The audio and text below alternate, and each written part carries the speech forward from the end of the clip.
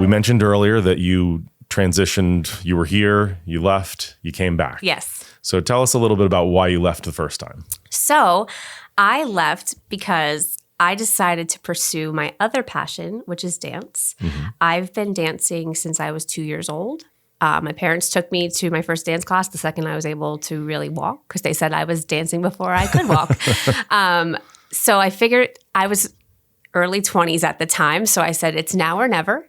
I went back to school, got a associates in dance, and I was teaching and choreographing full time, working at different dance studios, local YMCA. I was running a dance program over there.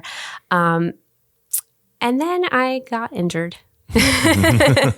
My back could not tolerate the dancing anymore. So I remembered how much I loved working here. And I have a family connection here as well. Mm-hmm.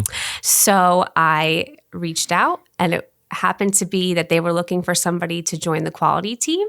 And it just kind of happened at perfect timing. We have very parallel paths as far as our experience at Triangle. Your dad works here. My dad worked here. Yep. I had a stint here and then left to chase my dream and follow my passion of playing football. Football, yes. And I came back because I got injured. I know, it's just the same thing, just different sports. Yeah, absolutely. So I totally get what it's like. So talk to me a little bit about getting injured and recognizing that something that you were so incredibly passionate about, that you really wanted to make a career out of, and recognizing that maybe that wasn't the path that you were going to end up going down.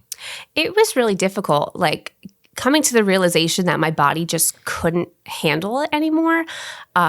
Teaching 35 hours a week and constantly being on my feet and flipping children, it just wasn't going to work for me anymore. And I had a moment where I was like, wow, I just wasted all that time. Like, now what am I going to do? But when I stepped back and tried to weigh out the pros and cons and try to figure out, well, what am I going to do next?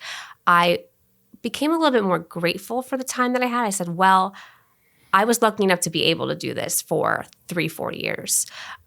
Most people don't get to pursue their passion full time for that long or at all. Yeah. So coming to that realization was what helped me be able to move forward and recognize that I can do something else and then just be happy that I had that in my life. And it's not totally out of my life. I still teach a couple days a week. So I have the best of both worlds right now.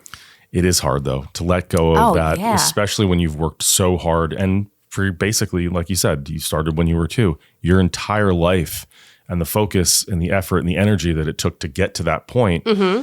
to then have to let it go. Exactly. Is not easy. Oh, no. When you're dedicating every moment to it and you think about it all the time, and then you just have to stop. So it's like, well, what do I think about now? What am I doing now? Mm-hmm. You got to look for a new hobby. But it is nice that you have the opportunity to still stay involved a little bit. Yeah, absolutely. I like being able to go there a few hours a week and then I get to go home. It's not my whole life anymore. It's something that makes me happy. It keeps me physically active, but I'm not doing it to the point where I can't walk the next day, which I'm sure you understand. I do. Yeah. I do. And I don't miss those days. But I do miss the competition. I do miss the whole process, the work that you have to put in. It made it so incredibly rewarding. Mm-hmm. And I've tried very hard transitioning to being full-time here, and now it's been 20 years. Yes.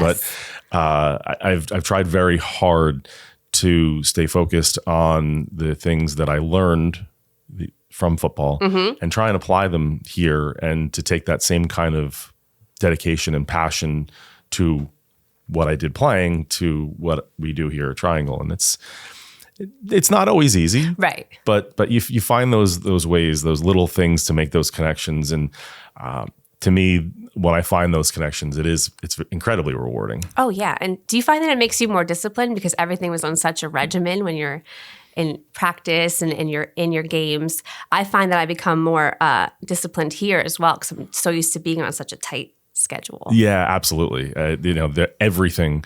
There's a little bit of me that because most of my life was so incredibly regimented that now I try not to be so incredibly, everything's got to be on time.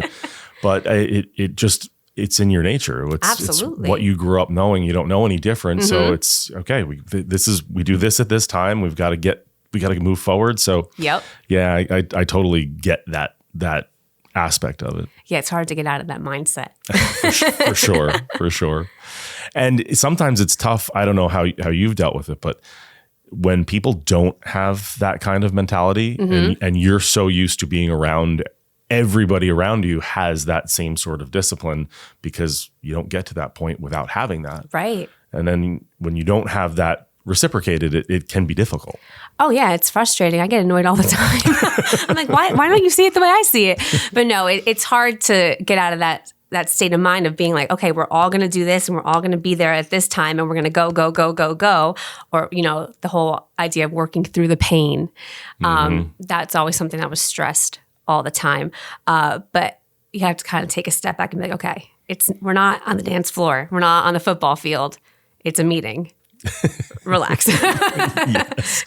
It does seem a lot more serious, right? Yes. I remember saying you playing through the pain or dancing through the pain. Yeah. Are you hurt or are you injured? Exactly. Like, can you keep going, or do you need to be taken to the hospital right now? Right.